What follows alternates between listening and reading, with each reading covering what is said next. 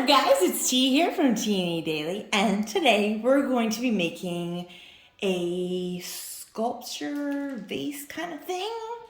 I'm not sure what the title is yet going to be, but it's in the title, what we end up making. First, we're going to get some craft foams. You're going to need 2 of these. You're going to need a poster board. Now, mine has a rip in it, but that's totally fine because we're going to end up wrapping it. And essentially it will have paper to glue onto.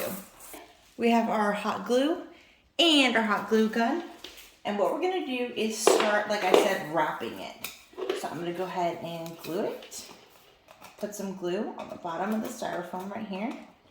And start it about right here. So that way I had a little bit right here to roll up there. So hold it there for a couple seconds.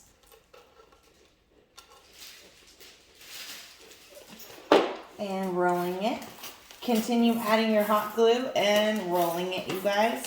And I'm holding in place while I'm gluing it because it will come apart if you don't. Right, it should look like this now. And like I said, I have this little gap here, but it's totally all wrapped because we're gonna end up covering that. We're gonna do the same thing to the other side now. So for the other end, I just stuck it in there and started hot gluing. And then you're gonna want to continue rolling it and hot gluing. Now I'm gonna go in with some packing tape. Put the tape on one side of the poster board, about halfway. Bring it over. And then place the tape down. And you want to get it as smooth as possible. These are the jumbo ones.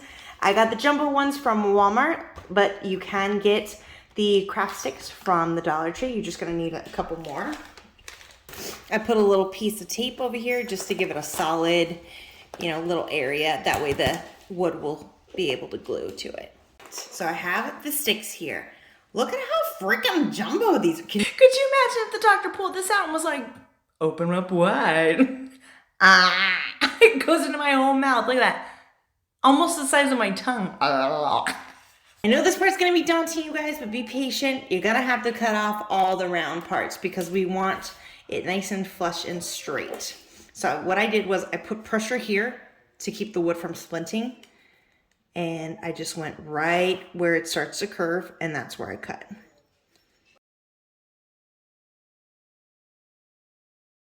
All right, that's one.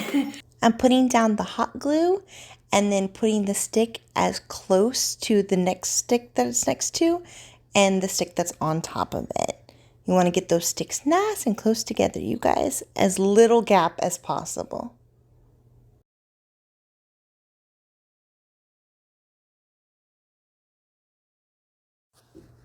Here I am just taking one of the jumbo sticks and measuring it to fit the bottom of each stick.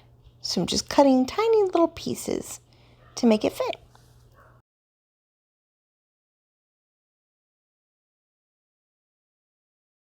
Alrighty guys, check it out. This is what it should be looking like by now.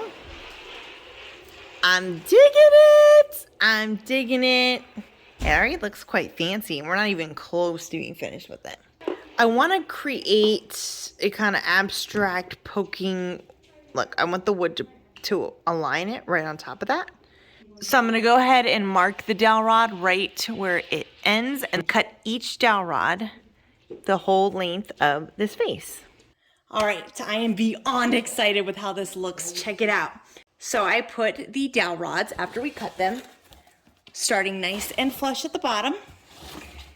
And as you can see, they just barely go over the top, which is totally fine. We're gonna end up sanding that down and doing something cool with the top anyway, which is why we didn't worry about putting wood here. Let me show you guys how I glued them. Because these things are very long, it actually wasn't as easy as I would have thought it would have been. So this is the bottom. We're gonna end up having this covered up as well. So you don't have to worry about this being perfect. You want it to cover these lines. These are the ones you really care about. So I'm gonna line it up first off. That's Harley. And I'm going to put glue just on the bottom.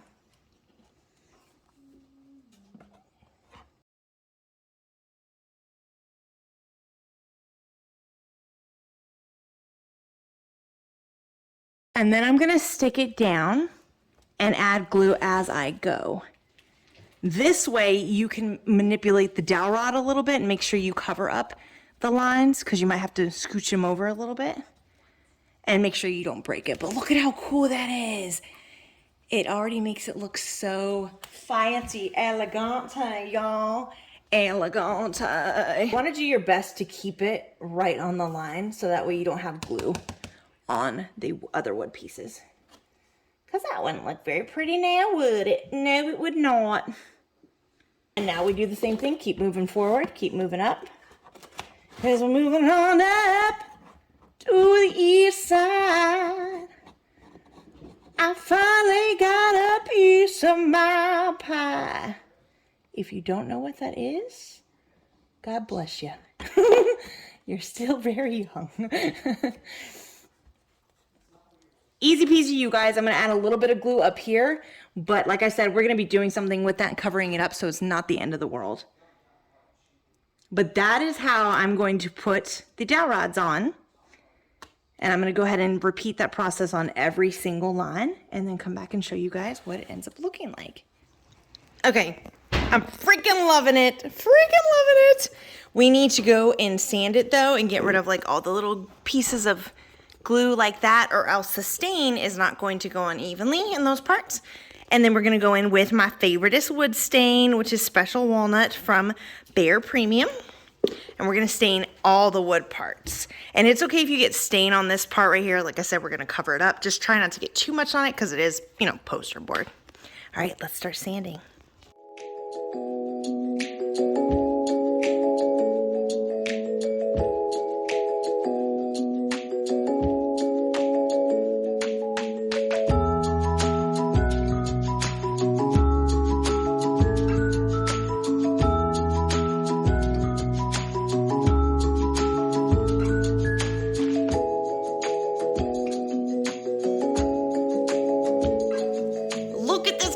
Guys, I could not be more freaking happy with it. It's beautiful. I ended up doing 2 coats and I sanded the edges where the glue was a little bit better. I just love it so much. All right, so now what we're gonna do is cover up this top portion and the bottom. So about 1 inch on the bottom and 1 inch to 1.5 inches on the top. I'm going to be going around first with this decorative nautical rope from the Dollar Tree and just taking it around this width right here, this height, and around.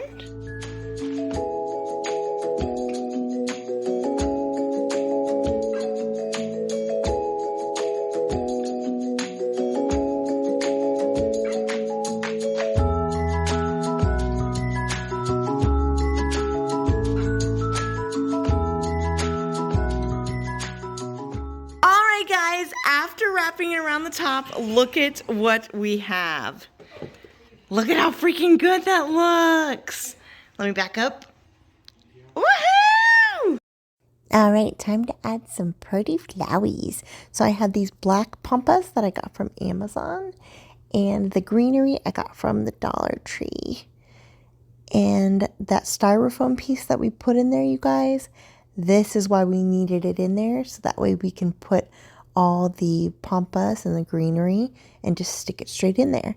And also add hot glue or E6000 to it if you don't feel like it's sturdy enough. Even though I love the pampas though, I was not a fan of the branches, so I went in with some black paint and then mwah, chef's kiss. It was perfect, exactly what I needed. I also painted the styrofoam so it was less obvious and hard to see.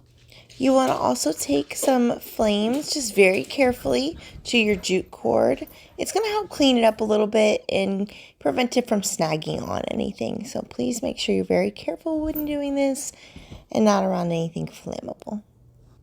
Picked up this beautiful lace ribbon from the Dollar Tree, and I thought it would add a beautiful little smidgen of elegance to the bottom of the rope that we put on the top of the vase. And it just looks so cute, so elegante.